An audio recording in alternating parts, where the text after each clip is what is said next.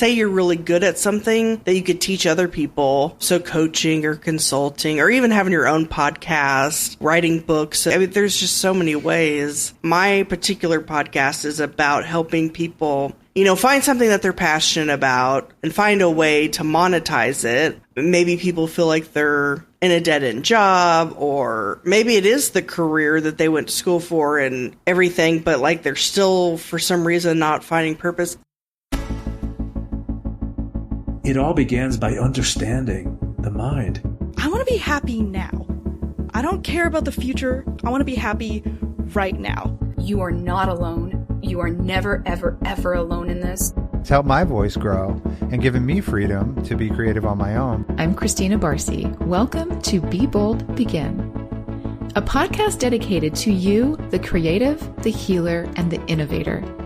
The topics and conversations we have here are designed to help you discover what might be getting in your way and offer you tools, techniques, and guidance to move through them. I live in the imposter's body more than I live in my own body. I don't have to feel like I don't deserve this. This is where creativity and healing intersect. If you decide to be bold and begin, you have the opportunity to feel humbled and empowered. I totally believe that. I'm a certified Kaizen Muse creativity coach, a certified Reiki energy healer, and an entrepreneur, artist, and presenter.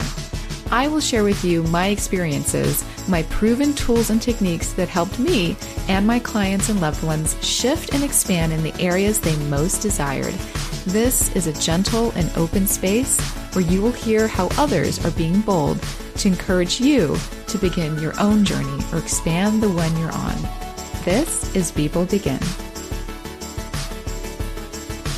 Hi, welcome back. This is Barcy, your host. And as you know, we talk about beginning a lot on this show and also what it means to take bold steps towards what is most on your heart to pursue. And my guest today can speak to these things from a place of experience. I have with me today Sarah St. John, who I first noticed on a podcasting social app called Good Pods, co-created by JJ Ramberg. So shout out to JJ, because I think she's very cool. And Sarah was the most active member there. She's sharing all of the podcast episodes, connecting with what seemed like everybody on that app, that it was very hard not to notice her. She has her own podcast called Frugalpreneur, building a business on a bootstrap budget. And just like myself, Sarah also has a full-service podcast production and management agency called Podseam. She offers an online course called Podcast Profit Pro, and she launched a new community called Biz Builders Buzz, which I just requested to join, so you should add me.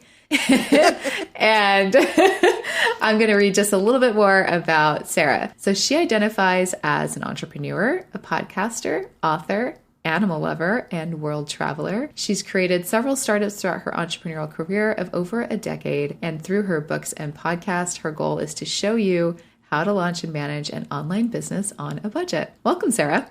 Well, thanks so much for having me. Yeah, I think I did get an alert that you requested to join. I just haven't logged back in yet, but don't worry, I'll approve you. Thank you. Like, I was looking at your website and I just saw all of the things that I should do better.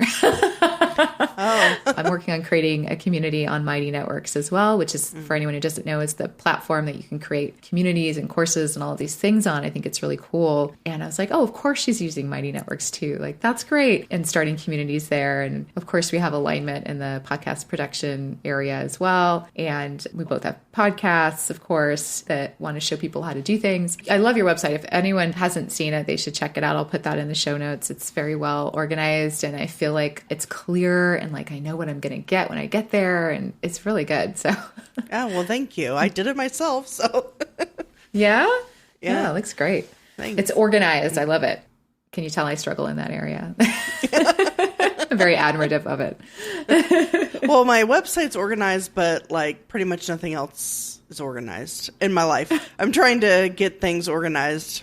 Like, you have a bookshelf there with all your books. I actually just ordered a bookshelf. So that's one of the things I'm working on is organization. Interesting. Yeah. Me too. Yeah. It changes everything when we can wrap our brains around it and put a system in place, right? Right. Well, I want to start by asking a little more about your journey, because I know that, so you and I talked a little bit before we jumped into this conversation, and you shared with me that you've built a few businesses, that you've done this a few times. And I would love to know a little bit more about that, well, I'm always interested in the why. So why you went on that journey, how that went, and kind of what you were doing before that made you want to go on this path of startups and beginning things. So in 2008, I had 6 different jobs, not at the same time, but throughout the course of the year, and just realized, this isn't working out. Like, I want to work for myself. And so I started with a photography business because I like taking photos of animals, architecture, landscapes, but I was doing mainly weddings and portraits because that's really the only way you can make money starting out. But I realized I didn't like taking photos of people. Plus, it got expensive after a while just to maintain all the equipment and everything.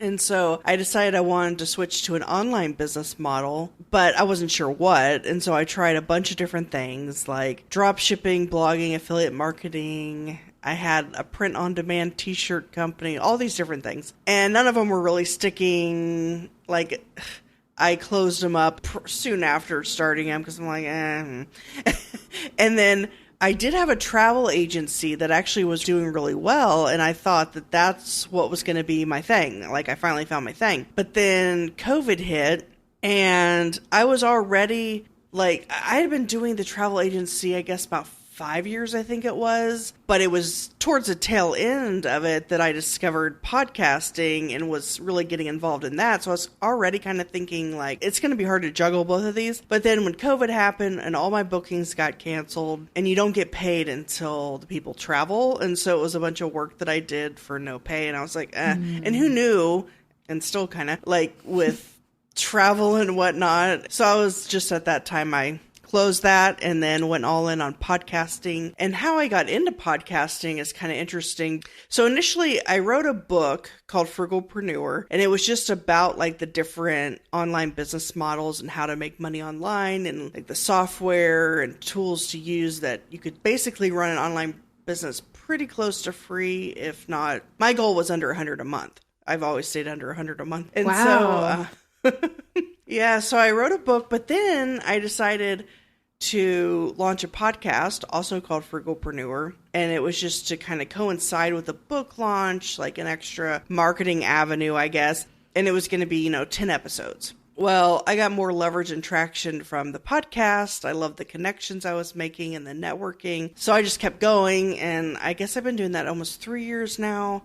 About 150 episodes or so. And I was producing my own show. And so I thought, why not get paid to do this for other people? So then I decided to launch a podcast production agency like you have as well. And so finally I found my thing, but it took over a decade of trying a million different things to stumble upon that thing. Wow. Thank you for sharing all of that. I mean, my first question really from that is hearing where we just stab at things. We're like, maybe this will work and maybe that'll work. And I don't know, which makes me think that there was something you were searching for. You're saying my thing, but what's behind that, right? What's the thing that is your thing? What is that really that we're searching for that wasn't working with these other business models? I think it might be a few things. One, because everything else was just about finding a way to make money online, but I wasn't passionate about it. Right. So there's that, whereas I'm passionate about all things podcasting. But I think also with a lot of those businesses, there was no community around it. There was no networking and interaction. Mm-hmm. It was just very transactional, I guess. Whereas with podcasting, what we're doing right now, we're networking, we're meeting people, making connections, friends. I'll be meeting you in person in Austin. And yes, I'm so excited about that. And you're actually the one who pushed me over the edge to get me to come, because I had heard about it, but I didn't really think much of it because but then you were like, oh no, you should really come. It's in Austin, which isn't far from me, 3-hour drive from Dallas. So awesome. Anyway, I think that's probably kind of just the network and connection and community and the passion and almost, I guess, even a purpose maybe. Whereas drop shipping, for example, it was all you care about is making sales and that's it, Transactional. Yeah. Right. I hear all the passion, which is amazing. You answered my question beautifully, because I believe that if we're not passionate about what we're doing, we do really struggle in finding the joy and the fulfillment in what we're doing. Even if we just need money, there still is something that needs a little joy in the thing. It's hard to just do transactional work as a full-time gig, especially if it's your own business, I think. What do you feel you landed on when it comes to purpose with relationship to podcasting? Well, I think as far as my podcast goes, Frugalpreneur, I think it's the purpose is, because we grow up being told that we have to go to college and get a 4, 6, 8-year degree, be, whatever. And for some people, yeah, that makes sense, depending on what it is that they're wanting to do, like be a doctor or a lawyer or whatever. But I feel like so many things, a trade school or being self-taught, I'm not like talking down on college education or anything. I have an associate's, which whatever, but it's not much. But anyway, but I guess for me, like with podcasting, my particular podcast is about helping people find ways to make money online, find something that they're passionate about and find a way to monetize it, ideally online, just because of the low overhead versus, retail or brick and mortar. And so I think that's kind of where the purpose comes in, is like maybe people feel like they're in a dead-end job, or maybe it is the career that they went to school for and everything, but like they're still for some reason not finding purpose. But I mean, I feel like there's a multitude of ways to make money online. Even like, say you're really good at something that you could teach other people. So coaching or consulting, or even having your own podcast, writing books about whatever topic. I mean, there's just so many ways. So yeah, I guess that would be my purpose. Yeah. I'm hearing so much service in what you're sharing, being of service to helping people find the things that worked that you can share about, that you have experience in, or that you can guide them towards. And that's a beautiful thing. There's a lot of joy in being able to watch someone, grow and find something that's going to work for them and add joy into their lives, right? Like, it's so rewarding. Mm-hmm.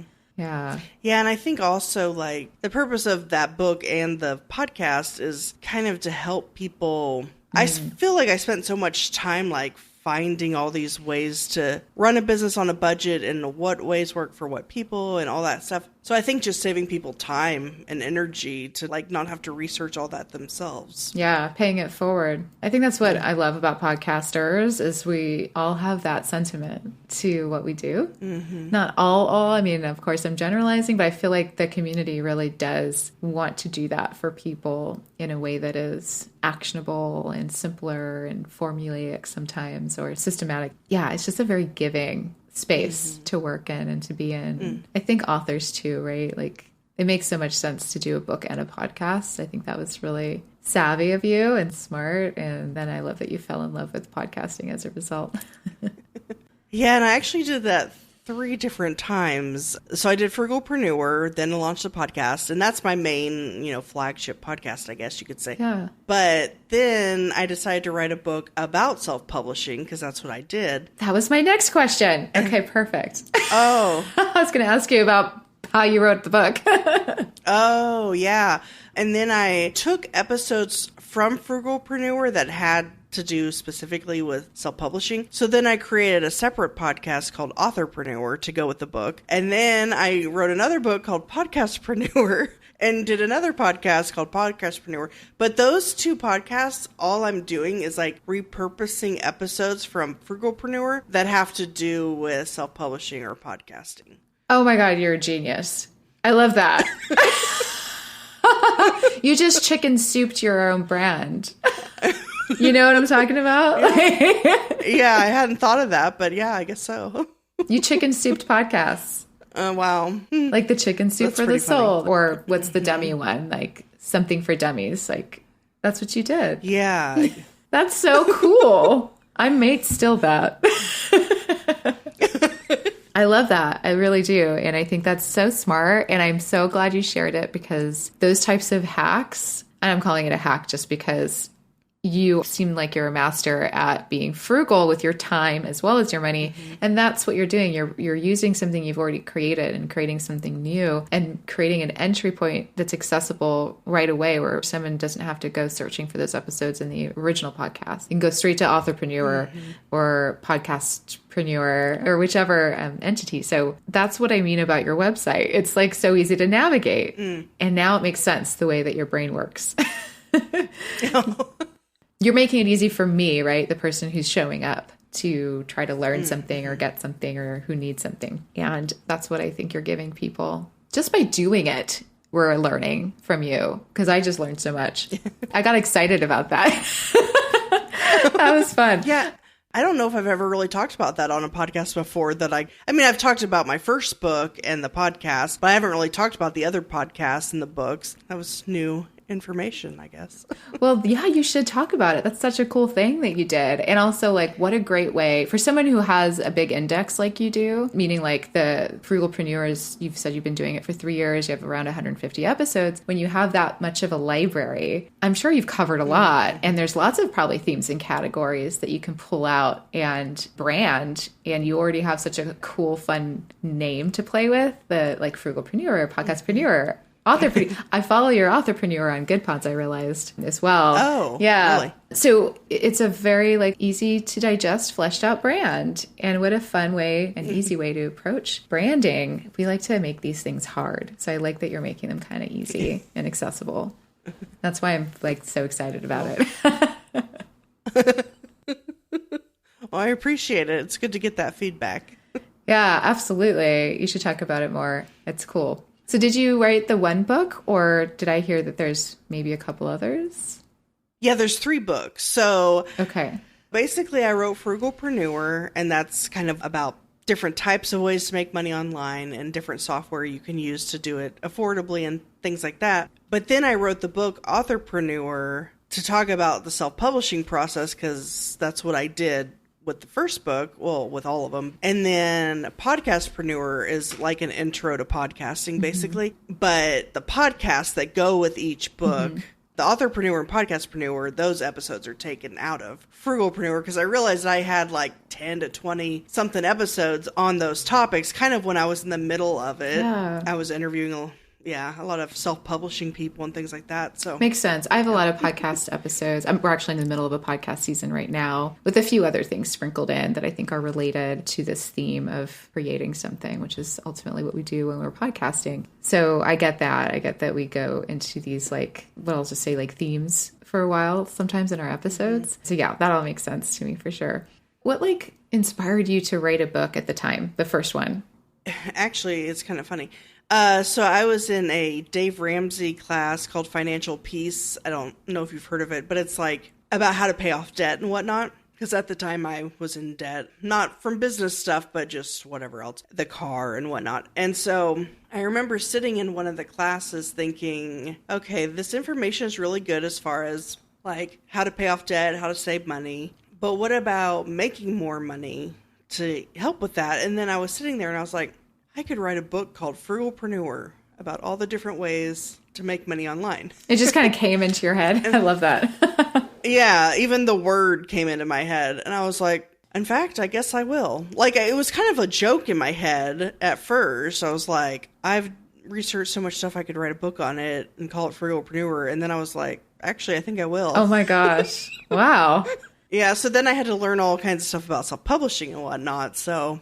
How difficult was that? Was that a long process or kind of meticulous, or was it kind of okay, this step and then this step, or how did that go? No, it wasn't very difficult. You could go the traditional publishing route, but it's just really difficult to get. So I didn't even try to go that route. Plus, you have a lot more control with self-publishing, and you actually make more on. You won't get an upfront bonus or advance. That's what they call it. You won't get that, but you'll still make more per book with self-publishing. But yeah, the process really wasn't that difficult. I just kind of outlined the topics and figured out what kind of order to put them in and just wrote. And then I did hire someone to do like the editing or the proofreading and whatnot at the end. She was like 2 cents a word, and now she's like 15 cents a word. So anyway, I was able to use her for my first 3 books, but I'm actually working on a 4th one now. And I probably won't be able to use her because 15 cents a word is quite a jump. But, so I'm kind of back to the drawing board on finding that. But other than that and the cover, which I just hired someone on Fiverr to do the covers. So other than those 2 things, I mean, it was basically free because I published through Amazon, KDP, and it's free to put it up there. Like they just take, I think it's like the printing cost or whatever their fee is around. For the physical book, it's like $2 for the size books I have. And then I think for the ebook, they take like 30%. So...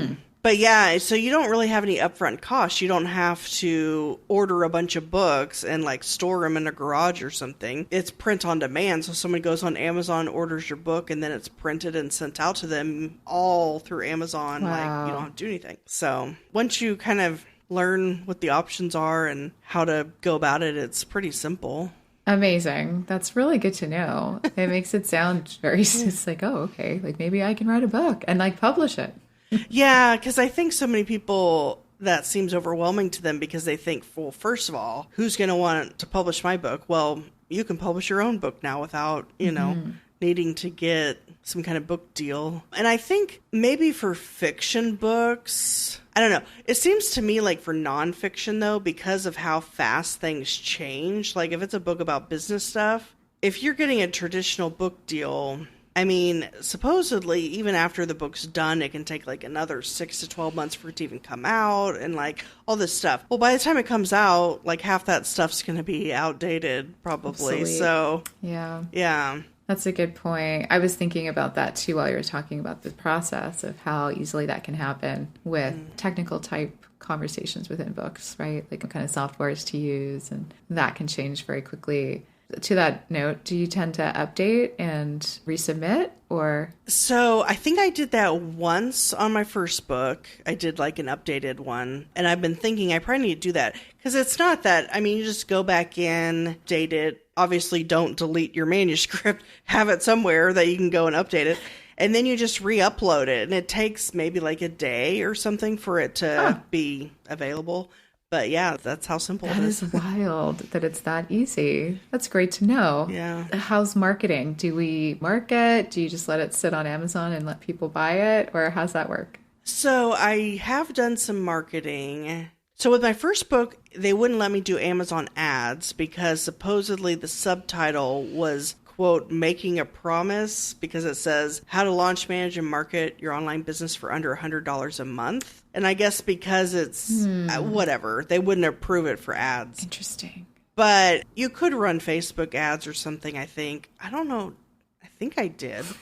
I was able to do Amazon ads for the other books because I learned to not be that specific, I guess, in a subtitle. But I feel like the Amazon ads didn't really do a whole lot. So if your intention of the book is more like a lead magnet or lead generator and like to get people on your email list or to get people to know about you, or to like maybe you reference something in your book about how you can help them next. That's really what my goal was in all 3 books. And so I was fine like submitting it to places that would give it away for free because, and I still give the ebooks away for free because it's a marketing tool. That is the marketing tool. Right. Okay. Right. So goals. I'm glad you brought that up. So how important do you think it is to understand what your goals are when you are starting to self-publish? I think it's actually quite important because it's probably going to, from the layout of the book to like the content in it, it's going to be significantly different if it's a book that you care more about like actually selling and making money off of versus, okay, this is more of a lead magnet. I'm fine giving it away. I'm fine selling it for 99 cents, whatever. Okay. Yeah. Right. I think it influences everything too.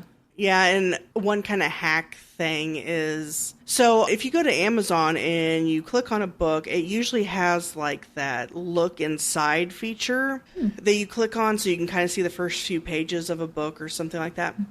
Well, if your main purpose of the book is to generate leads, let's say, then you could have some kind of opt-in thing in the beginning of the book. The person doesn't even have to buy the book, but then they see the opt-in thing and they think they're getting, a deal like, oh, I thought this was only for people who bought the book that get this free course or this whatever it might be. Because some people create courses to go along with the book, which is kind of what I'm doing right now for my 4th one. But it's kind of a way to get, the person doesn't even have to buy the book, but you could still get their information and get them on your email list, That's so smart. That's just like a wonderful thing to notice. You're just good at observing these little things and going, oh, if I just did that, then I get what I need out of this experience. That's really cool.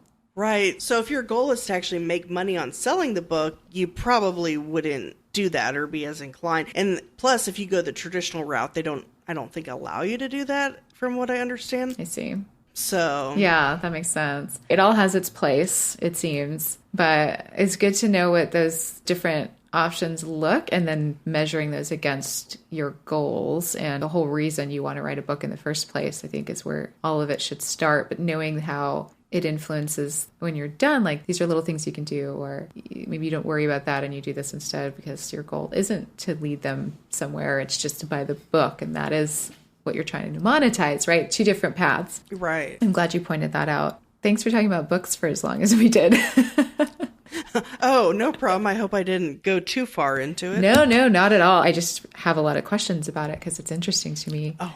And I'm thinking of writing a book, so I think that's where those are coming from. Ah. And I'm also writing a course like you are as well. Ah. Uh-huh. So funny. So we're in alignment there too.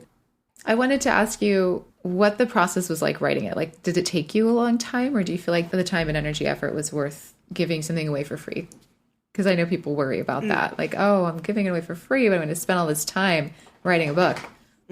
Yeah, so all my books, they're pretty short, I think about 80 pages or under 10,000 words or right around there. And so I would say, and I was just writing it off and on in the evenings and weekends, primarily on Saturdays, I guess, at my favorite local coffee shop. Nice. I would say each book maybe took about 3 months on average. And that was just maybe 5 hours a week at most. Okay. It was just kind of something I was doing on the side, I guess, or in spare time. And I actually kind of recommend, at least if the book is going to be more of a lead generation tool versus a book that you just want to make money on, I kind of recommend it being short like that to where someone can read it in an hour, because the thing is if it's 300 pages or something, they might not ever get through the whole book. But if it's, can be read in an hour, generally people will finish it. So that's, again, really smart to think about it that way. What is the user experience when they're just trying to get to point A to point B? They're trying to learn something and go do the thing, hopefully. And there's so many ways we try to stop ourselves when we're trying to learn something new or do something new. So shorter pathways are great. I'm glad you shared that. How long did it take? So 5 hours a week, but for how long? I think each book maybe took 3 months on average, but that was okay, from kind of outlined to published. One book I think the first one maybe took 6 months or so because I was learning about the process. But then the other 2 books, I already knew how to do all that. So it was just the writing and editing. Yeah, it wasn't very time consuming for a book that size. That's so doable. So if there's anyone listening that's thinking about writing something, what a great way to get started is, first of all, what a great way to see if you even like writing, to just try it and know that you could easily put it in Amazon without having to monetarily invest too much. It's just an investment of time and experience, but you get all of that learning when we do things like that. So, another thing I want to recommend is, have you heard of AppSumo? I don't think so. Okay, it's a website that they used to just have software on there. It's usually startup software companies. It's all for business related software, but it's basically where their plan is to, charge monthly at a certain point, but they need an influx of cash, basically almost like a Kickstarter. And so they'll offer their software for a lifetime deal of, I don't know, $50 or whatever, major discount. Well, so AppSumo recently, well, I'd say it's been a year or two, started letting people upload courses and ebooks. So I've actually made more on AppSumo with my ebooks than on Amazon. Oh, interesting.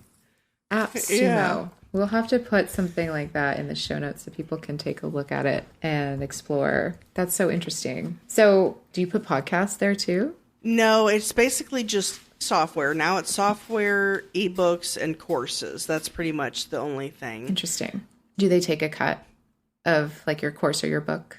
Yeah, I'm trying to think how much. Somewhere between 10 and 30, but I can't remember exactly. Okay, yeah. It's just good to know that there's something like that when we involve ourselves in platforms. But if you're selling things more there, yeah, that's conversion and that's what we want. So sometimes it's still worth it. Yeah, I think my books are on there for like $1 each, whereas on Amazon, the ebook is $2.99. So people are still getting a little bit of a deal, I guess. And so, yeah, I've sold more that way. Interesting. Wow, that's so cool. All right, I'm going to shift gears back into podcasting a little bit because you decided you were going to produce for other people and you probably had to teach yourself how to do it for your show. And not everyone likes to do that. It's a skill that can be a hurdle or it can be something that we like or something we can learn but we don't like. So I'm just curious, like, what was it like for you and what made you want to do more of it? I don't know. I guess it just came easy to me in a way because, I mean, I was used to editing photos before with a photography business. Ah, good point. Yeah.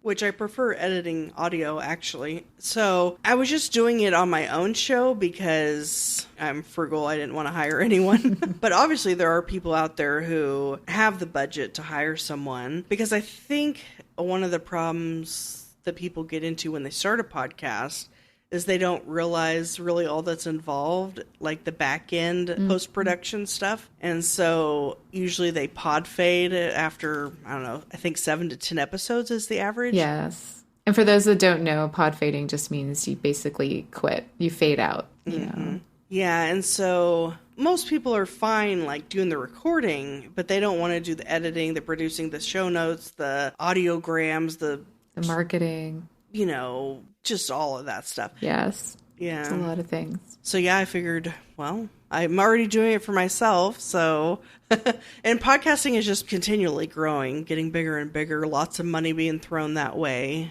So it just made sense, I think. And there are a lot of, you know, we both have podcast production agencies. There's a lot of them out there now, but there's still, I think, enough business to go around. 100%. So. Oh, absolutely. Yeah. And everyone likes to work with different styles and as many personalities as there are out there, I think are as many matches in, you know, business relationships too, and particularly podcast personalities and creators. So I agree. I always think there's enough to go around. Yeah. Why not? I mean, why worry about it, honestly? Well, and that's actually something I've found within the podcasting community is they're very supportive of whether it's 2 podcasts or 2 podcast production agencies, whatever.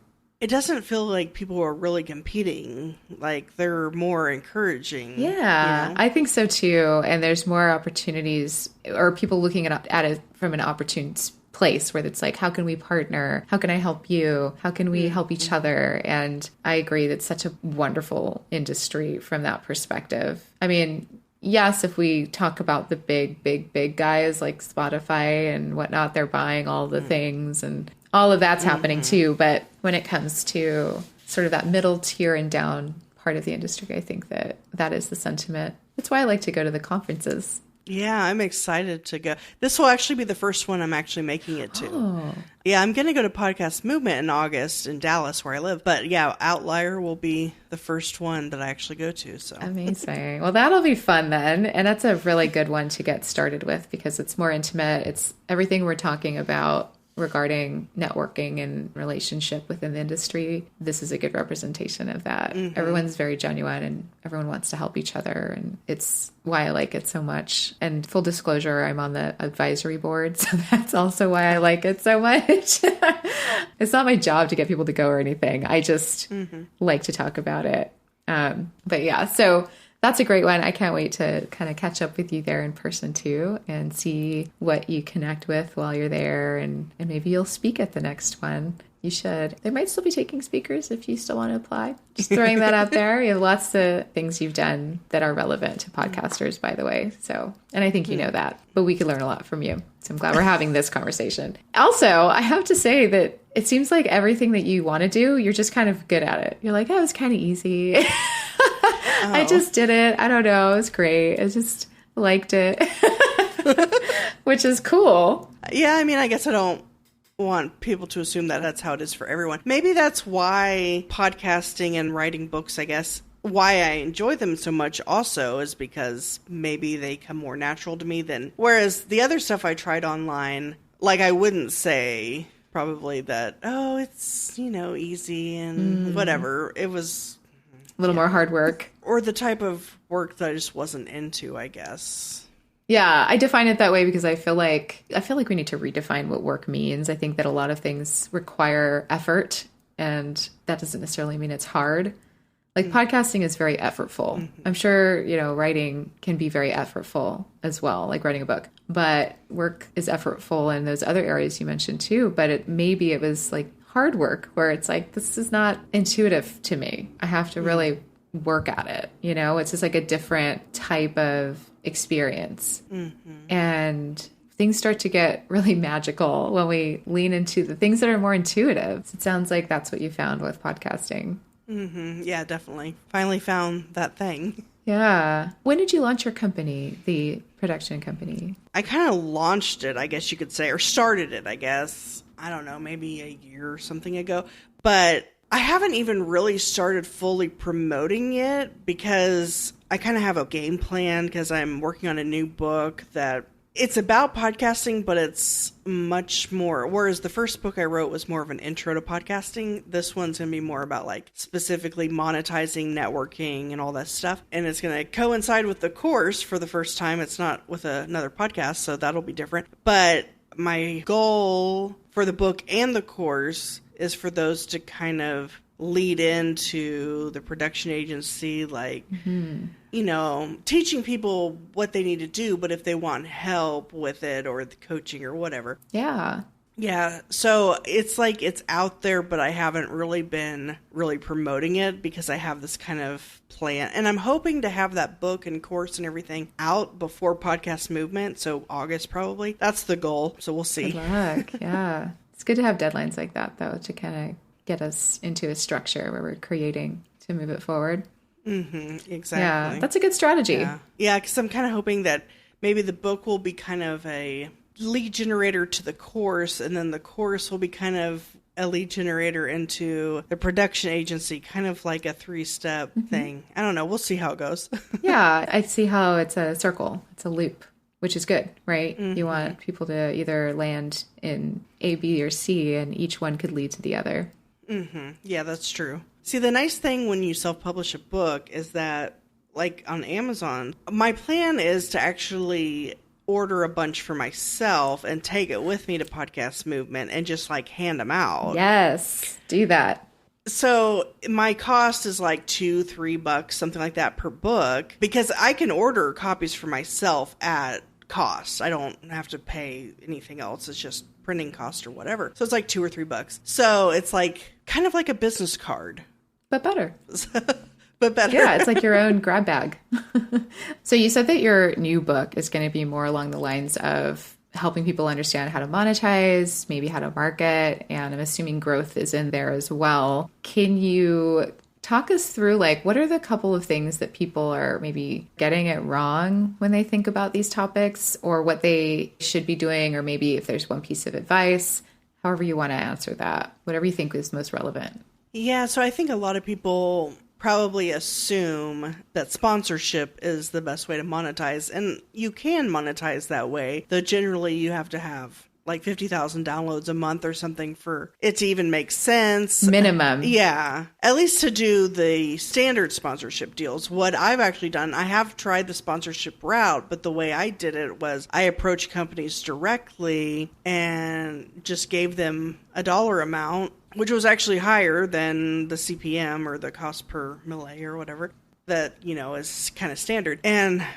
several companies jumped on and we did it that way, but it's still minimal. Like, you're making maybe, for an average podcast, maybe $50 an episode at best. Mm-hmm. So, I mean, if you're Joe Rogan, obviously, like, yeah, if you're having millions of downloads, sponsorships might make sense. But for the most of us. Yeah, for most people, I wouldn't really recommend going that route unless you kind of do it the way I did it. But even if you did it that way, it's still not going to be enough to, pay your bills or something. I mean, maybe your podcasting bills, but not like your mortgage or something. Right. So I recommend, you could monetize through affiliate marketing. Like maybe on a particular episode, you're talking about some kind of software, or maybe you have an author on and you're talking about their book. You could include an affiliate link to that, stuff like that, but it's still minimal that you'd be making. So really the route that I recommend, and this primarily would work for business related podcasts. Well, first of all, to either have your own product or service that you maybe reference and an intro, outro, something like that. Or some people use the approach where the people they bring on their show could be potential clients. So it's kind of like you get to know someone on a podcast and then they become a client. So there's a few different ways you can go about it. But I would recommend something along those lines over sponsorship. So yeah, in the book, I'm going to cover like the different ways. I did kind of touch on this in my first book about it, but I'm going to be more specific and like use examples from what I did because I didn't have that experience in the first book, but then also kind of talking more about like the networking aspect and collaboration, as well as like how to be a good guest, how to be a good host, like how to get bigger names on your show or how to get on bigger shows, like different things that I've tried, and some have actually worked. And I never had the idea of writing a book about it, but I was like, well, might as well. That's kind of my attitude about everything. Might as well share it. Yeah. Okay. Yeah, that makes sense. I would agree with you on all of that, actually. And it's kind of how I vet who I work with, is whether they understand that pathway, because it's going to be very hard to build experiences of success when the expectations are a little askew from the get-go. So I think it's very important, actually, that you mentioned that, because of course we want to cover costs at the least, or if we don't have all of the time, time and energy comes and goes also. Our lives change and things are in flux usually. So keeping it consistent when it's not a monetized thing can be difficult. It just does become important at a certain point, if not at first. So, for example, I have a client at the moment who recently shared with me how much it garners him clout in making deals when they learn that he has a podcast on the subject that relates, and also with clients and partners. And he's like, I've made so much money off the podcast. It's just not directly. So he's like, this is a great vehicle for us, which is like, okay, I'm so glad that you get that, because it's very hard for some people to connect those dots. And when we open up to realizing how it's having a bigger effect than such a linear pathway as the CPM model, as you mentioned, has, it becomes very frustrating when we can't grow our numbers fast enough, because it is a slow drip when it comes to growing downloads. And I think it's important to talk about that in a transparent way. So that's why I asked that question, and I'm glad you're writing a book about it. Like earlier when I was talking about books, and I was like, well, there's kind of two ways to monetize it, either directly by book sales or indirectly by, someone purchasing something from you, whether it's a product or a service, because of the book, or at least, if nothing else, getting a lead from it, even if they don't buy something. Whereas, so with the podcast, it's kind of the same thing for monetizing. There's kind of two main routes, either sponsorship, which would be kind of similar, I guess, if you're comparing it to a book as book sales, versus having your own product or service or whatever, getting clients through your podcast, kind of similarly to the book. So it's kind of like they both have those two avenues. Yeah, they have that in common. And I see how you are leveraging it all together on top of that to kind of work together as these, what I call entry points. They're entry points into whatever it is that you want to offer them, or just getting to know you in a couple of different ways. One is through audio, one is through reading, one is through, we all go onto Amazon. So it makes a lot of sense in using both of these things to work together. And I encourage everyone, if you want to podcast and you're not sure how it fits into your life, to think about what else is going on that you already are doing or want to do and see how those things pair together. Like you're sharing about how you've been writing books, but they all kind of connect to what you're creating in the podcast space too, and they can work together. And course creation is going to be added to that, and your services as well. And I'm kind of doing similar things with the same mindset. So I think it's about figuring out how we can put this all together, how it can all work together, instead of putting a lot of pressure on a podcast to be like, this is the thing I'm going to quit my day job over. It's like, okay, but how can we bolster that? And how can we connect the dots so that they all work together? Yeah, perfectly said. Oh, thanks. I think that's why I like what you're doing so much about the book writing, and why I wanted to focus on it is it kind of shows people that, okay, well, if you like this, you might also like creating this other thing, which is writing a book. You probably have things to share with the world if you are podcasting or want to podcast, and maybe it's not so hard to write a book. And I love that you made it feel very doable. So, I mean, you could even take podcast episodes and turn them into a book, or take a book and turn it into podcast episodes. Yes. Yeah. Yes. There's just a few different ways you can accomplish it. Yeah. There's so much savviness in that statement, and thinking outside of the box and kind of looking at things from a step back for a moment and saying, okay, what else can I do with this? What if is a great question. I use that I'm also a creativity coach, and that's a great tool, is to say, well, what if X fill in the blank?